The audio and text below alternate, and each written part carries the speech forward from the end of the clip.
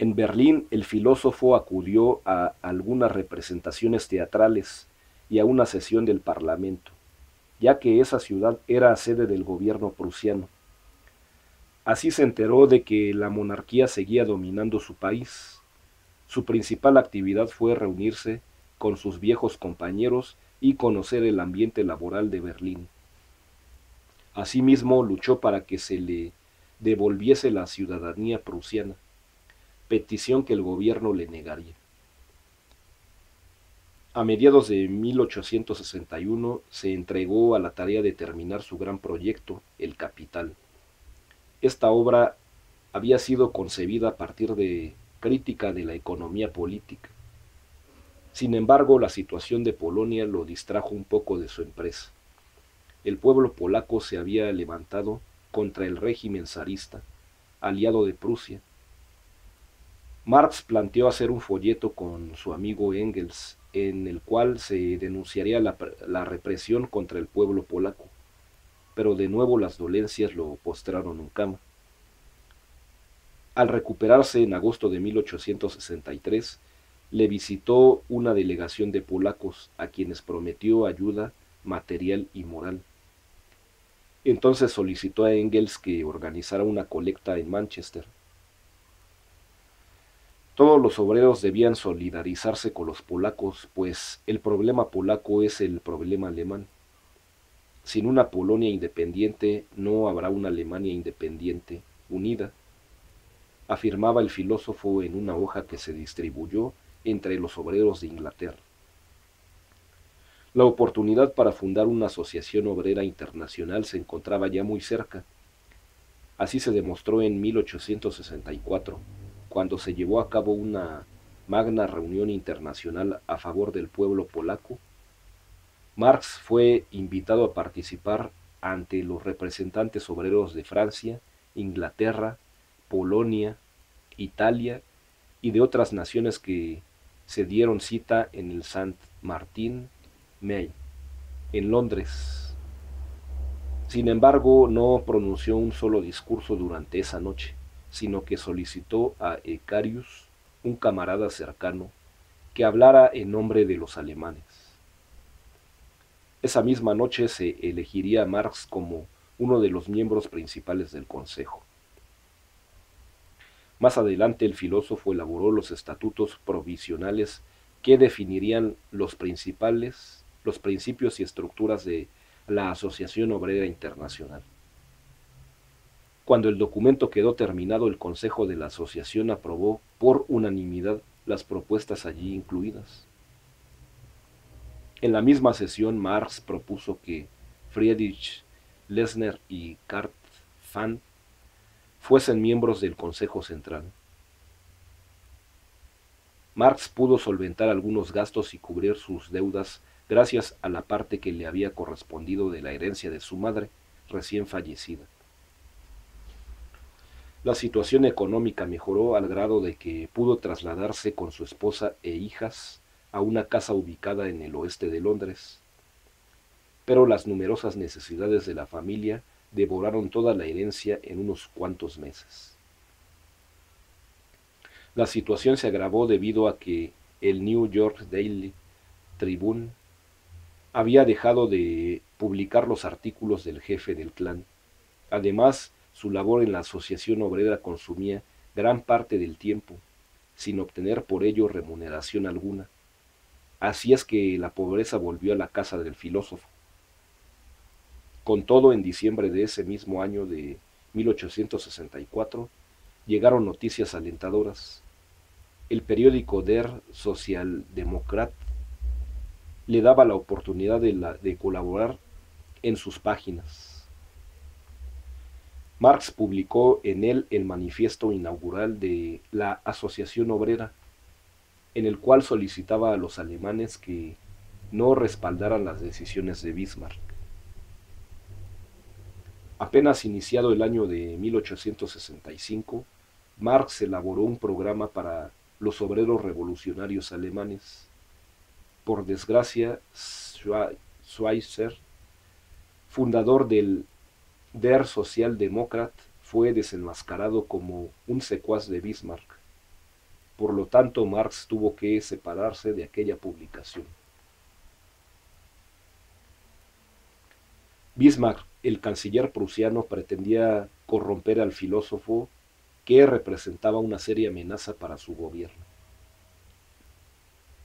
En breve, Bismarck mandó a uno de sus mensajeros con la propuesta de que Marx escribiese artículos para el Preußischer Staatsanzeiger, periódico del gobierno.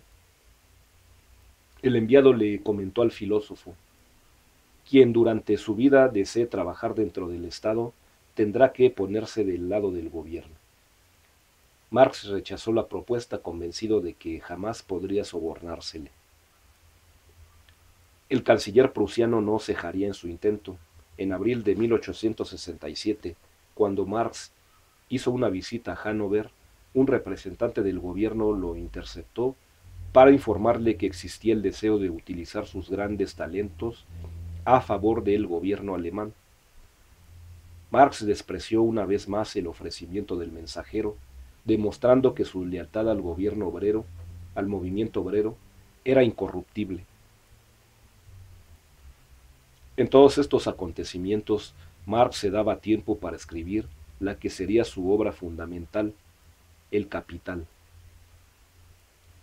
En realidad se encontraba tan sumergido en la redacción de su texto que no pudo acudir al primer congreso de la Asociación Obrera, efectuado en septiembre de 1866.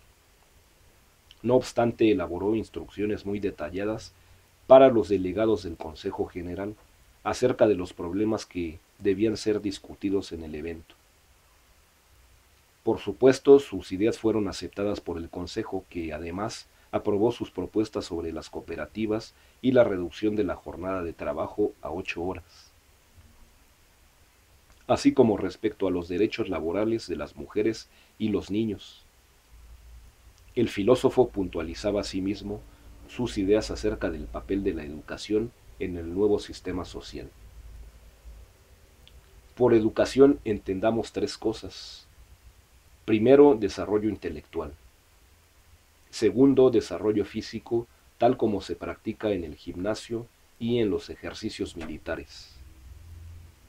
Tercero, educación politécnica, que enseña los principios generales de los procesos de producción y al mismo tiempo inicia al niño y al joven en el uso y funcionamiento práctico de las herramientas sencillas en todas las ramas del trabajo.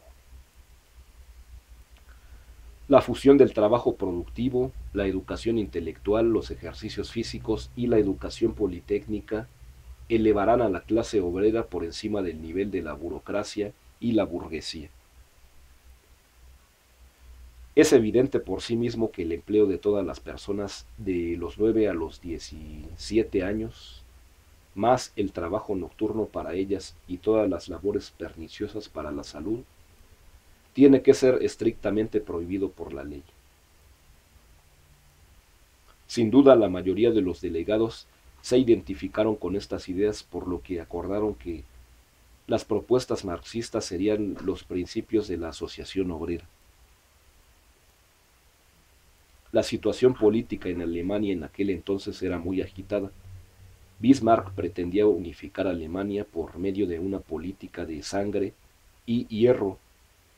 Así Prusia entró en guerra con Austria, Sajonia y otros estados alemanes, con el propósito de establecer una hegemonía militar y política. Bismarck tuvo gran éxito, pues la burguesía, al darse cuenta de que era muy difícil oponer resistencia al estratega, se convirtió en su aliada.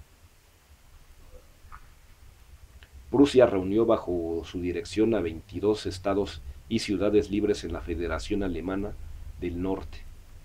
Con esa victoria, Bismarck daba un paso decisivo hacia la unificación de Alemania bajo el dominio de Prusia.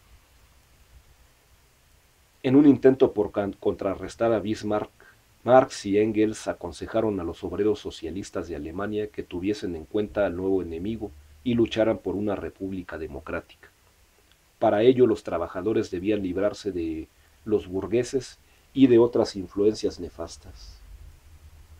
Los 25 años invertidos por Marx en sus estudios económicos dieron por fin como resultado una obra de magnitudes inalcanzables, El Capital, texto cuya primera parte fue terminada en marzo de 1867. Carlos estaba más que entusiasmado, como demuestra una carta que dirigió por entonces a su gran amigo Engels. ¡Hurra! Este grito fue irreprimible cuando leí por fin, en negro sobre blanco, que el primer volumen estaba terminado. Marx pretendía llevar la obra a su editor de Hamburgo, pero no tenía los recursos suficientes para el traslado.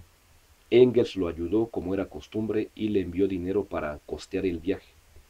Así Marx salió de Londres el 10 de abril de ese mismo año hacia la ciudad de Hamburgo con el manuscrito bajo el brazo. Después de una breve estadía en Hamburgo, tomó unas vacaciones con su amigo el médico Ludwig Kugelmann en la ciudad de Hannover. Allí se corrigieron las primeras pruebas del Capital. Más tarde se dirigió a la casa de Engels en Manchester, donde discutió con su cómplice los detalles de la obra. Por fin, el 14 de septiembre de 1867, el primer volumen de El Capital apareció en Hamburgo con un tiraje de 1000 ejemplares. Esta obra es muy importante ya que Marx expone en ella la relación entre el capital y el trabajo, entre la burguesía y la clase trabajadora, mostrando sobre la base de las leyes económicas que la lucha de la clase en el capitalismo llevaría de manera inevitable a la victoria de la clase obrera sobre la burguesía.